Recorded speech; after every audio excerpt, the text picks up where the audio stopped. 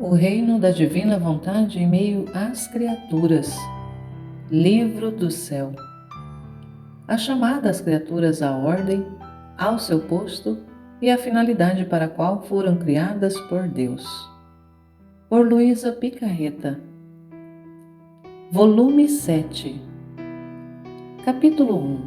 30 de janeiro de 1906. A constância ordena tudo.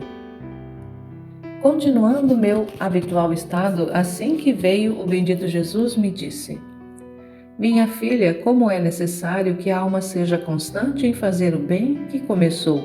Porque, se bem tem princípio, mas não terá fim, e não tendo fim, é necessário que uniforme-se aos modos do eterno Deus. Deus é justo, é santo, é misericordioso, é aquele que contém tudo, mas talvez por um só dia? Não, sempre, sempre. Assim a alma não deve ser um dia paciente, humilde, obediente, e outro dia impaciente, soberba, caprichosa. Estas são virtudes quebradas. É um misto negro e branco, luz e trevas, tudo é desordem, tudo é confusão. Modos todos diferentes dos do seu Criador. Em tais almas há guerra contínua, porque as paixões lhe fazem guerra, porque vendo-se nutridas, frequentemente esperam que a vitória seja delas. Guerra por parte dos demônios, das criaturas e ainda por parte das mesmas virtudes, as que vendo-se desiludidas lhe fazem guerra encarniçada e terminam por nauseara. E se salvam estas almas, ó, quanto terá de trabalhar o fogo no purgatório. Ao contrário, para a alma constante tudo é paz. Já a simples constância faz com que tudo esteja em seu posto. As paixões se sentem morrer. E quem é aquele que, estando próximo a morrer, pensa em fazer guerra a alguém? A constância é a espada que põe tudo em fuga. É cadeia que ata todas as virtudes, de modo que se sente acariciada continuamente por elas. E o fogo do purgatório não trabalhará nada, porque a constância ordenou tudo e a fez similar aos modos do Criador. Capítulo 2, 9 de fevereiro de 1906. A união de nossas ações com as de Jesus é garantia de salvação. Continuando meu habitual estado, vi a sombra do bendito Jesus, todo aflito e quase em ato de mandar castigos. Eu, ao vê-lo, disse: no modo como está, quem poderá salvar-se, não só dos castigos, mas também da própria salvação? E ele, mudando aspecto, disse: minha filha, a união das obras humanas com as minhas é garantia para salvar-se, porque se duas pessoas trabalham no mesmo terreno, o trabalho naquele terreno é garantia de que ambas deverão colher. Assim, quem une suas obras com as minhas é como se trabalhasse em meu terreno. Portanto, não deveria colher no meu reino?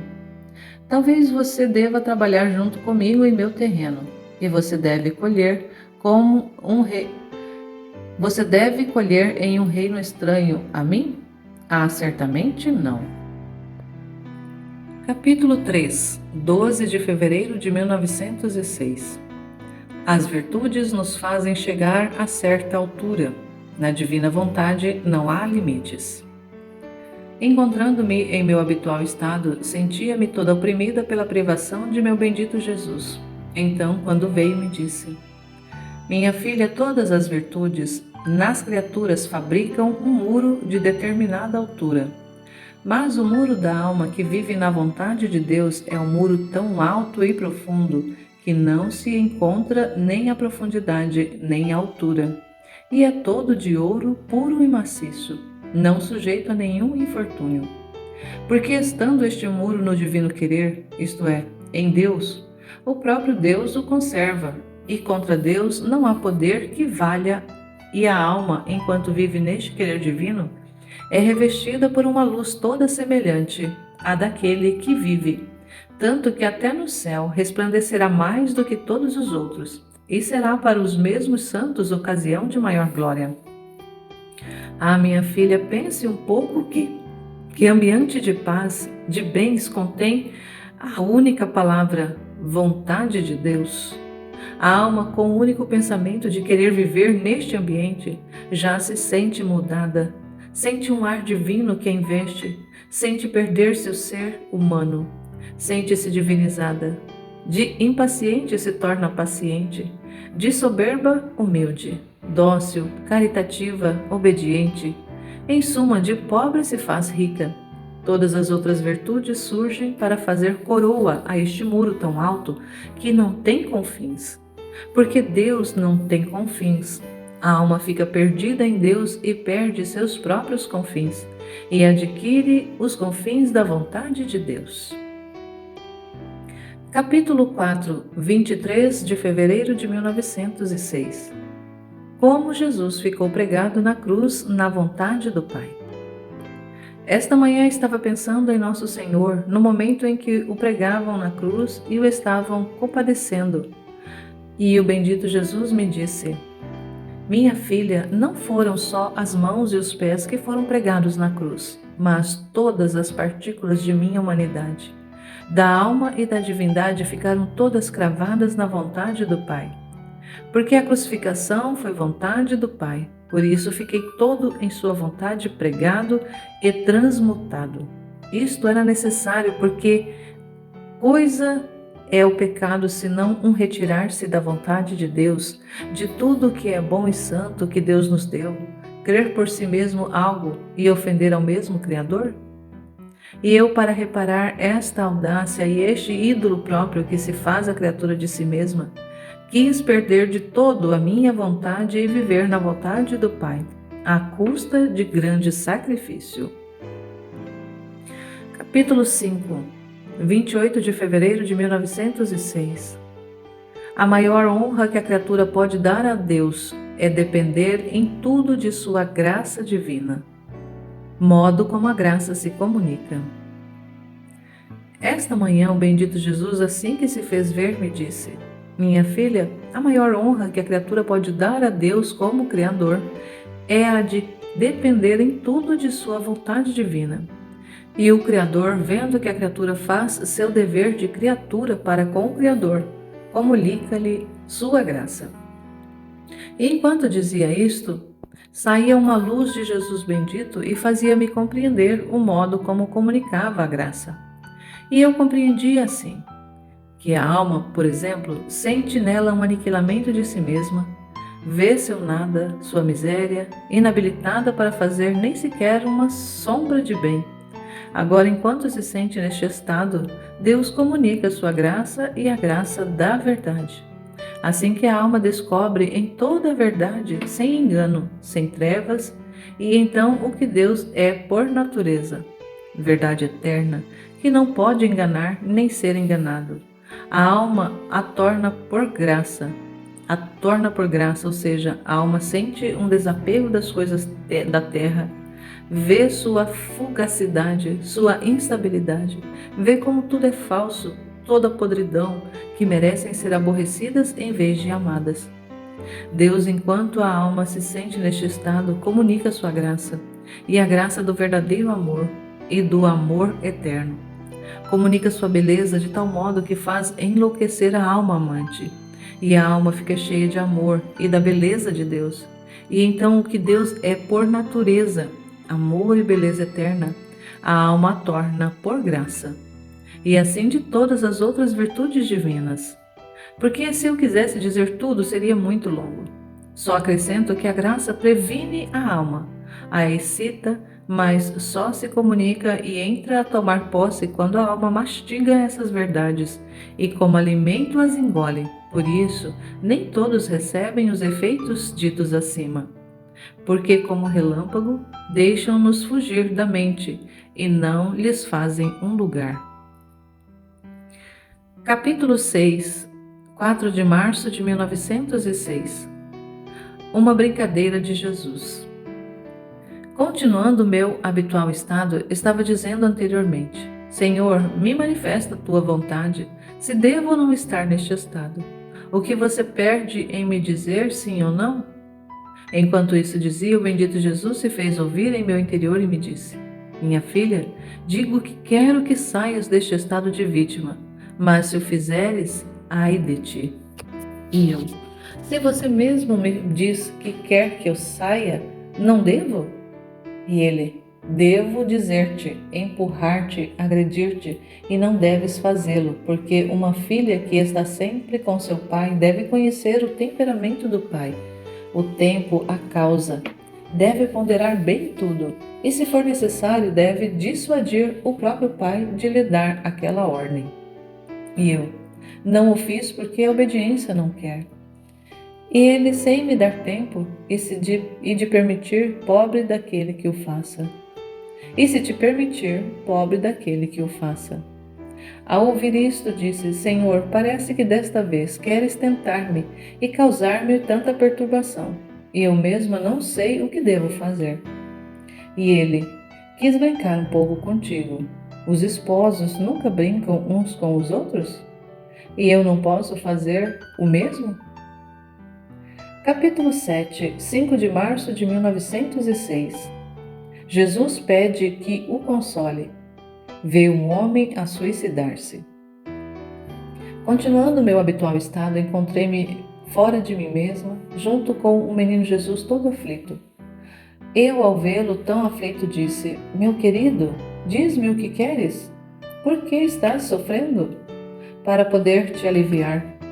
Então ele se pôs com o rosto em terra e rezava para que eu pudesse interpretar sua vontade, mas eu não entendia nada. Levantei-o da terra, beijei-o muitas vezes e lhe disse: Amado meu, não entendo que coisa queres. Queres que sofra a crucificação? E ele: Não. E ele pegou no meu braço, na mão dele, e desatou-me um punho da camisa. E eu vi isto e disse: Queres que o meu braço seja descoberto? Sinto muita pena, mas por seu amor me submeto. Enquanto fazia isto, via um homem que, levado pelo desespero e pela autoestima, se suicidava. E isto na nossa cidade. Então o menino me disse: Não posso conter tanta amargura, receba a sua parte. E derramou em minha boca um pouco de sua amargura. Eu corri até aquele homem para ajudá-lo a se arrepender do mal que tinha feito. Os demônios pegavam aquela alma e a jogavam no fogo. A viravam e a viravam como se a tivessem assando. Eu por 2 vezes a libertei e me encontrei em mim mesma rogando ao Senhor que usasse a sua misericórdia com aquela desventurada alma. O bendito Jesus regressou com a coroa de espinhos e tão encaixada na cabeça que os espinhos pareciam que estavam até na boca, e me disse: Ah, minha filha, muitos não acreditam que os espinhos penetram até dentro da boca. É tão feio o pecado da soberba, que é veneno para a alma e que a mata, assim como quem tem uma coisa atravessada na boca, e esta lhe impede que tome algum alimento para dar vida ao corpo. Assim a soberba impede a vida de Deus na alma. Por isso quis sofrer tanto pela soberba humana. E com tudo isso, a criatura chega a tanta soberba que, ébria de soberba, perde o conhecimento de si mesma e chega a matar seu corpo e sua alma. Digo isto para obedecer, que tendo dito ao Pai o que está escrito acima, assegurou-me que esta manhã um homem me tinha suicidado. Se tinha suicidado. Capítulo 8, 9 de março de 1906. Vê as almas purgantes irem em socorro dos povos. Continuando meu estado habitual, vi o bendito Jesus e muitas almas purgantes que Jesus mandava em ajuda dos povos, dos quais parecia que devia acontecer muita desgraça, de doenças contagiosas, em algum lugar terremotos. Além disso, quem se suicidava, quem se atirava aos poços, nos mares e quem matava a outros. Parecia que o homem estava cansado de si mesmo, porque sem Deus não sente a força de continuar a vida. Ó Deus, quantos castigos e quantos milhares de pessoas serão vítimas destes flagelos. Capítulo 9, 13 de março de 1906. Se a alma não pode estar sem Jesus, é sinal que ela é necessária ao seu amor. Esta manhã, o bendito Jesus não vinha e eu dizia entre mim: Senhor, não vês como sinto que me falta a vida? Sinto tanta necessidade de ti que, se tu não vens, sinto que se destrói meu ser. Não me negues o que me é absolutamente necessário. Não te peço beijos, carícias, favores, mas só que me é necessário. Enquanto dizia isto, encontrei-me toda absorvida nele, de tal maneira perdido todo o meu ser, que não podia fazer nem ver outra coisa que o que fazia e via ele mesmo.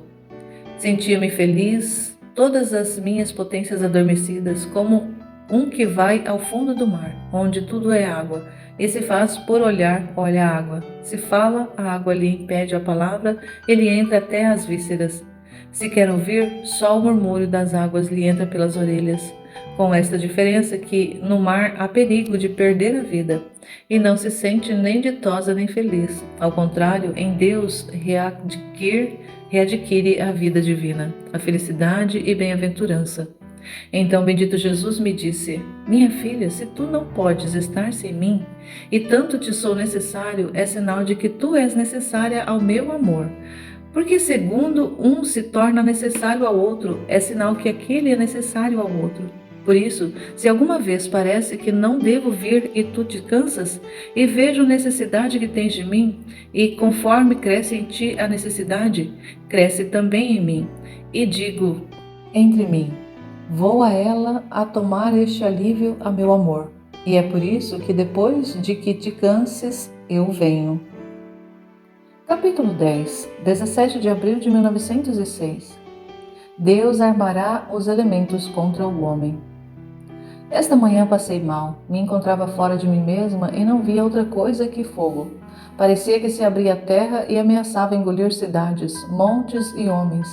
Era como se o Senhor quisesse destruir a terra, mas em modo especial em 3 diferentes pontos, um distante do outro, e um destes na Itália.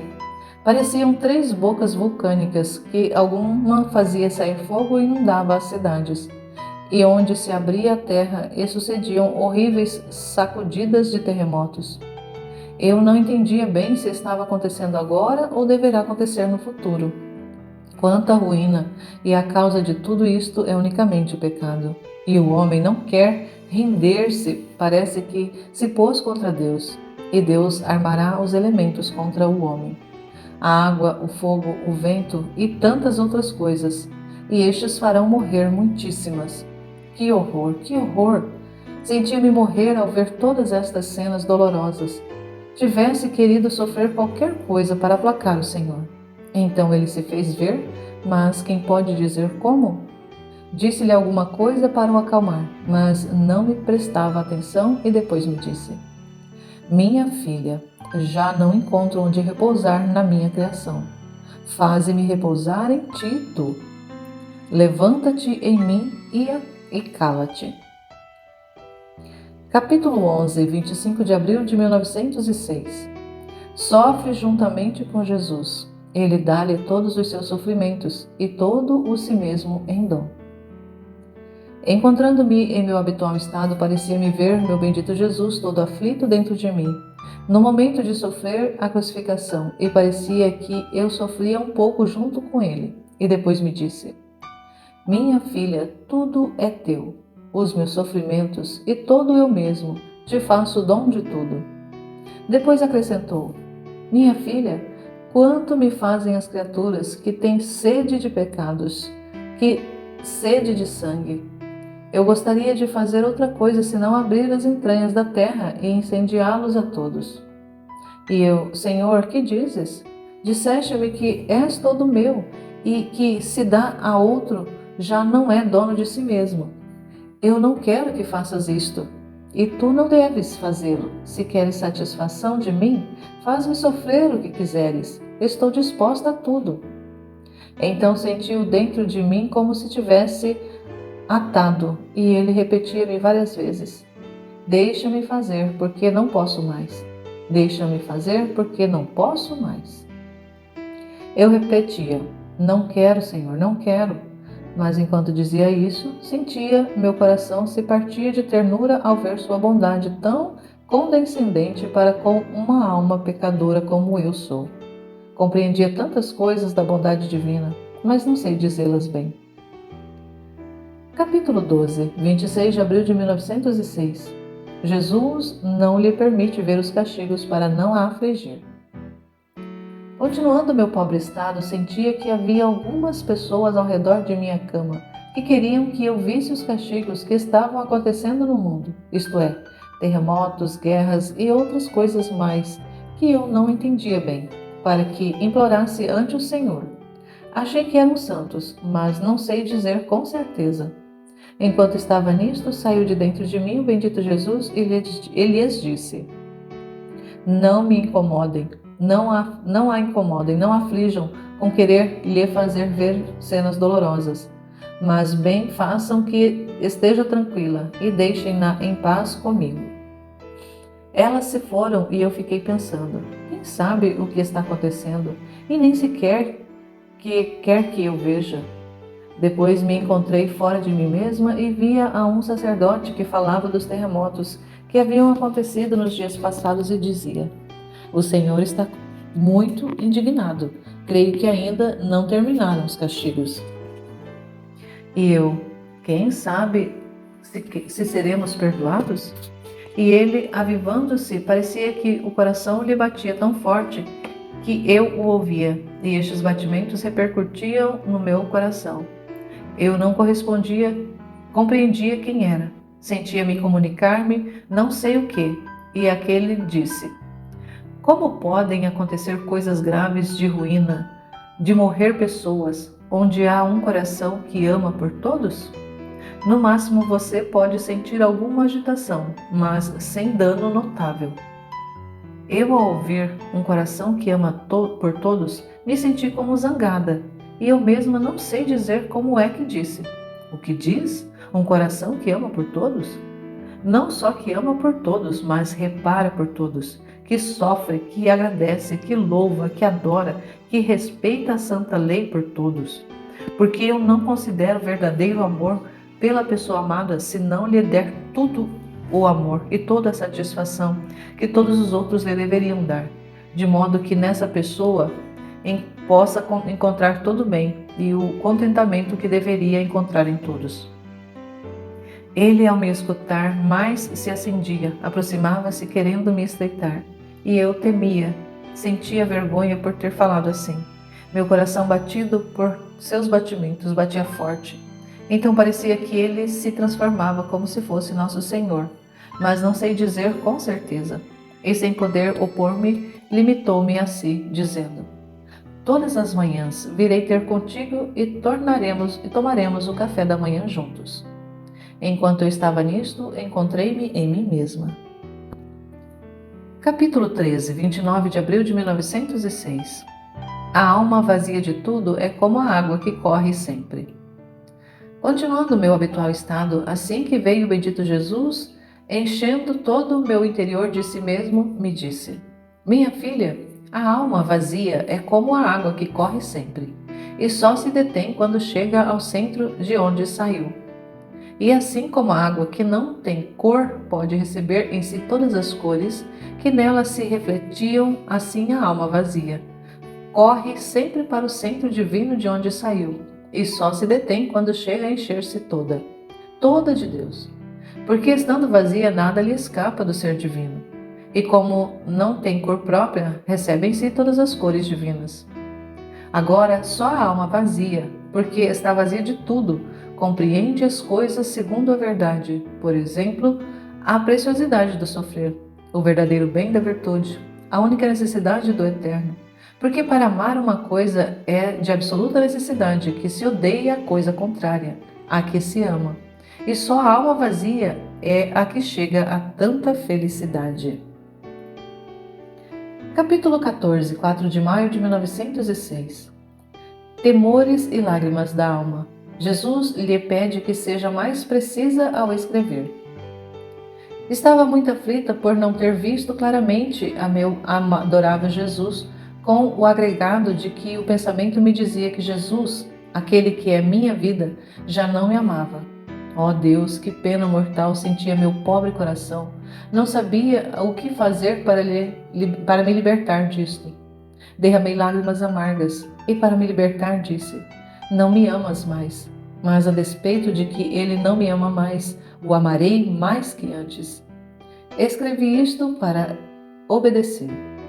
Depois de muito esperar, veio e punha minhas lágrimas sobre seu rosto.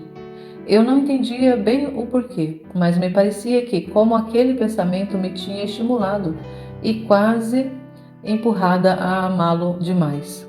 Ele, condescendendo, por isso me disse: Como? Não te amo? Amo-te tanto que até das tuas lágrimas devo conta e as levo sobre o meu rosto para a minha alegria.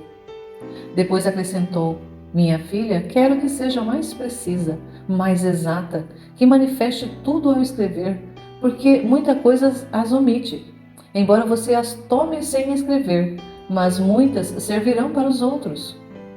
Eu, ao ouvir isto, fiquei confusa, porque certamente o faço, mas é tanta repugnância de escrever que só os milagres que sabe fazer a obediência pode me vencer. Porque de minha vontade não seria boa para escrever nem sequer uma vírgula. Seja tudo para a glória de Deus e para a minha confusão.